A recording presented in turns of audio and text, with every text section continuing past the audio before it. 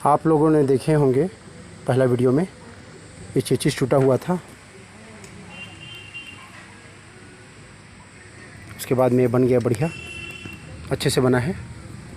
आप लोगों को पसंद आएगा तो कभी भी बाइक को कबाड़ी में ना बेचें और अच्छे मैकेनिक के पास जाकर ज़रूर बनवा लें, क्योंकि गाड़ी का रेट दिन ब दिन बढ़ता ही जा रहा है गाड़ी का रेट।